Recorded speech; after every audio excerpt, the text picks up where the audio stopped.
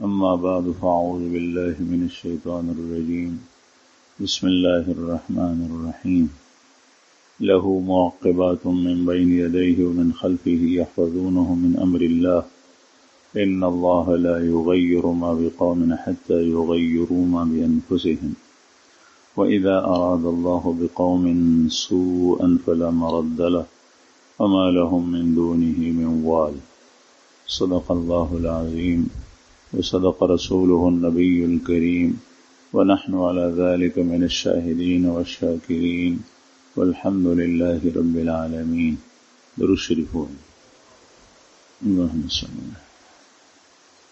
عزت منو مسلمانان رونو معاشرہ او ماحول سوسائٹی صحبت چکل خوی باغی کې چې کوم یو بد سړی عمران نوزي نو هغه خکی او چې کله معاشره خراب وي د الله د حکمونو خلاف چلیږي هغه کې کله کله کمزور نیک سړی هم بدل شي هغه خراب شي او بد شي د داسې معاشري انتخاب ځان د پر ضروری دی چې کومه معاشره خوي هغه معاشري نظام ساتل پکار دي چې کومه معاشره خراب وي لکه چې غتا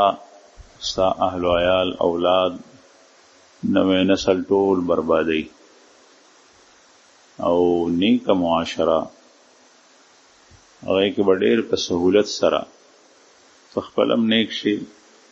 ستا بچی بم باغی کې نیکان شي تا نه بخواري کم غواړي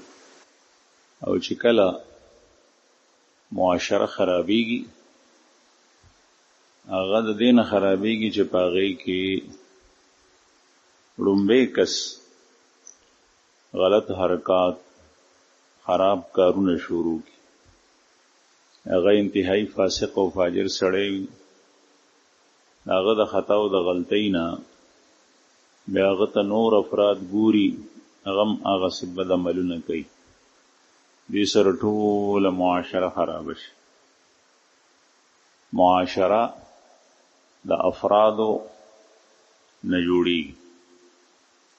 یو فرد چې خراب شي نور افراد به خرابېږي معاشره به خرابېږي او یو فرد چې سم شي هغه ته ګوري نور افراد سمیږي نو معاشره به سمیږي او د الله جل جلاله مدد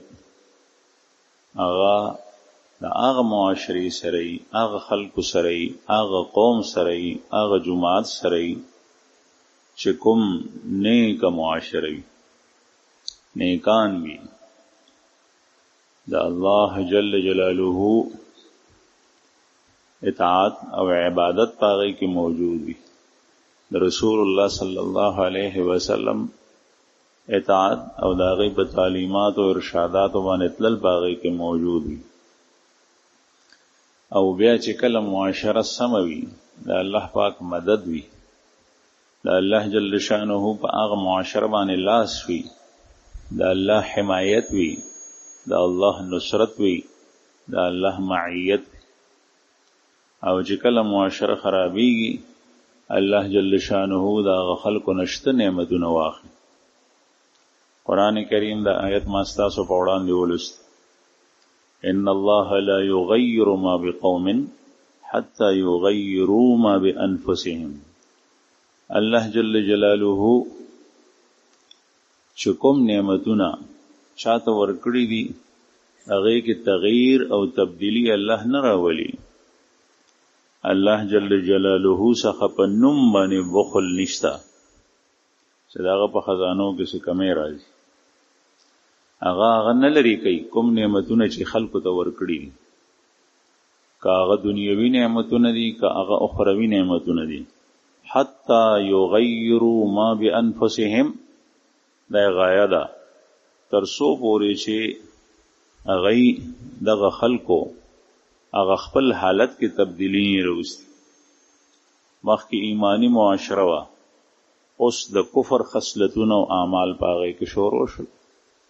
مخکې ښه اخلاقو اوس خراب اخلاق پاغه کې شوروش مخکې پکې حیا وا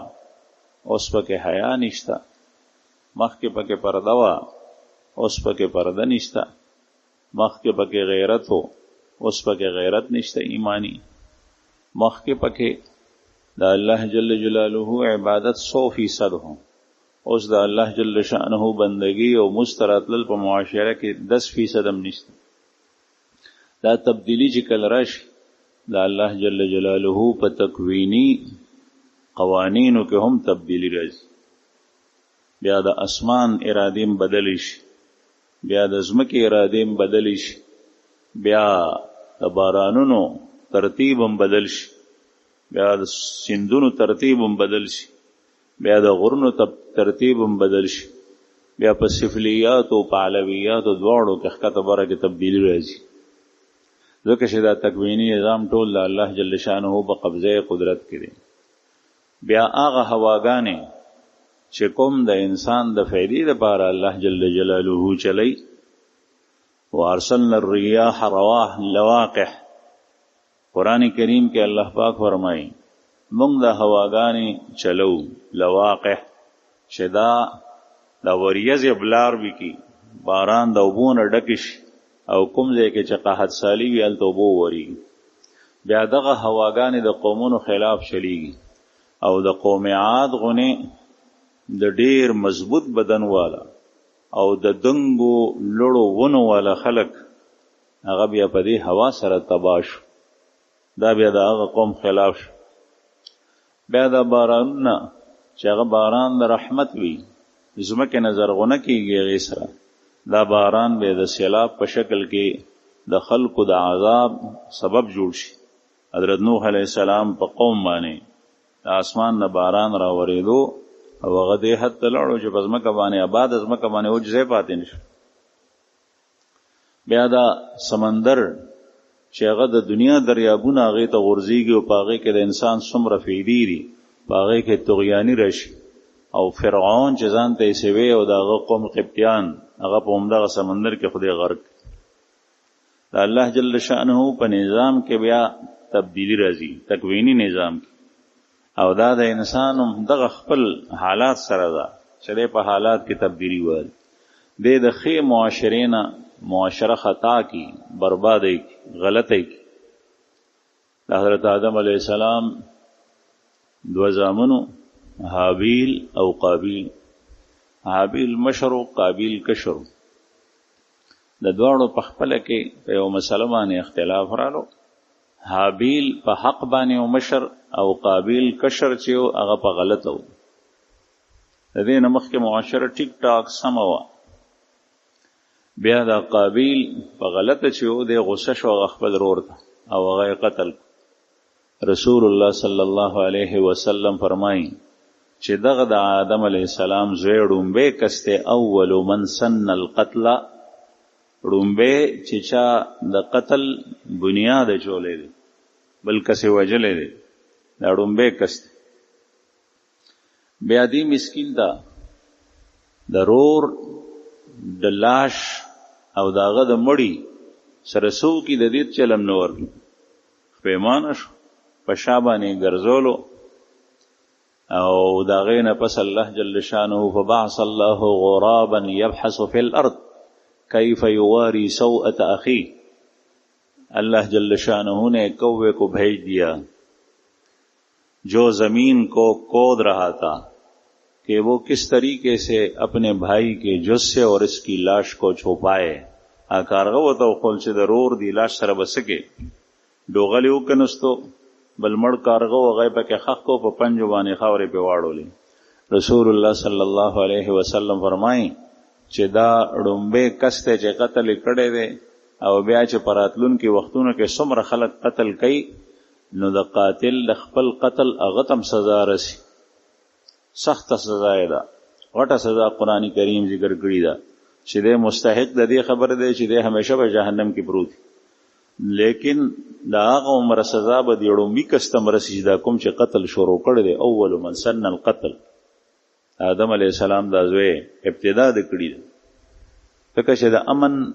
او د سکون معاشره غدا ول خرابک. اوس چې څومره قتلونه بیا په بني اسرائیلو کې بیا وروسته شروع شوي دي. یو کلي کې خلک ډېر په امن سره وخت تېروي، غلا غلطي پکې نه کېږي. یو کس غل د بهر نه رالو، هغه پکې غلا شروع کا او د هغه په لیدو سره نورو خلک هم د غلا خوند واغشت او هغه معاشره ټوله خرابه کړه. د ډومبې کس چې په دې ماحول او معاشره کې دا عمل شروع کړی دی دته به سزا ورکولی کړي. یو کس چې غلط او خراب معاشرې ته رالو او د هغه په محنت او خوارۍ باندې هغه معاشره ټیک شوه چې څومره خلک په دې کې نیکان دي او نیکي کوي، دغه ډومبې کس چې کوم دی نو د ټول د نیکۍ اجر او ثواب به دته ملایي. ډومبې کس چې شراب نوشي په معاشره کې شروع او سم معاشره خرابک چې څومره خلک په شراب نوشۍ کې مبتلا کیږي، د هغې سزا به د غړومبني کس تمځي چې کوم ډومبي د عمل په دې معاشره کې سوسایټۍ کې شروع کړی او د الله جل شانه مدد به هم د دې خلکو نه رسټ. او چې څومره خلک دا ګناه کوي هغې ته خپله سزا هم ده او دې سړي ته د هغې ټوله سزا به په ده باندې هم بار کېږي، ځکه چې ډومبی دې سړي د دې خبرې بنیاد دی. الله جل شانه ځکه فرمایي له معقبات من بین یدیه من خلفه یحفظونه من امر الله. د دې ټوکړې سره د دې را روان آیت چې ما ولسته د هغې تعلق هم دی. د الله جل شانه څه فرښتې داسې دي چې هغه د انسان نه وړاندې وروستو ګرځي. یحفظونه من امر الله، د الله د عذاب نه د الله د قهر نه هغه حفاظت کوي. لیکن چې کله د الله جل شانه حکم راشي بیا دغه وخت کې هغه فرښتې حفاظت کوونکي هغه رستو شي او د انسان په تقدیر کې چې کومه حادثه کوم تکلیف او مصیبت لیکلی هغه تکلیف او مصیبت هغه ته ورسي. دی پسې متصل بیا دا آیت ده ان الله لا یغیر ما بقوم حتى یغیروا ما بانفسهم. الله جل شانه تبدیلی او تغییر نه راولي کوم نعمتونه چې خلق ته الله ورکړي وي حتی یغیروا ما بانفسهم، تر څو چې هغوی په خپل حالت کې اعمالو کې سوچ کې نظریه کې عقیده کې کردار کې اخلاقو کې په هغې کې تبدیلی نه راوستي چې هغه بدل کړل د الله جل شانه قانون هغه ورته بدل شي. عرض مې دا کوله زما عزتمندو چې سوسایټي معاشره صحبت سالک دا د افرادو نه جوړي. زمونږ د خوږ پیغمبر صلی الله انسان ته الله جل شانه خلافت ارضی ورکړی دی. ته چې دنیا ته رالی تا نه به الله جل شانه د دیم تپوس کوي چې تا د الله عبادت کړی دی او که نه، او تا د الله جل شانه په حکمونو باندې تک کړی دی او که نه، او تا ته چې ما کوم نمونه راستولی و د سید الرسل خاتم النبیین محمد رسول الله صلی الله علیه وسلم په شکل و صورت کې تا د هغه اتباع کړي و او که نه. دویم تپوس به د دندا کېږي چې تا د معاشرې په اصلاح کې څومره کردار ادا کړی دی.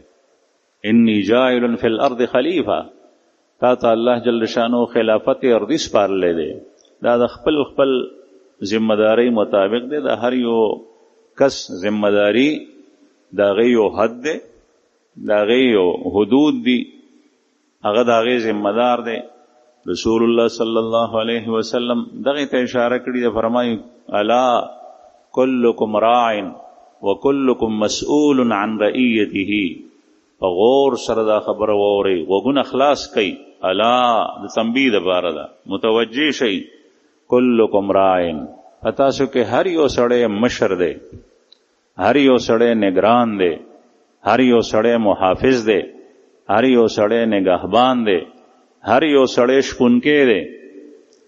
وکلکم مسئول عن رعیته، او هر یو کس نه به د هغه د رعیت په باره کې تپوس کوي. د کور مشر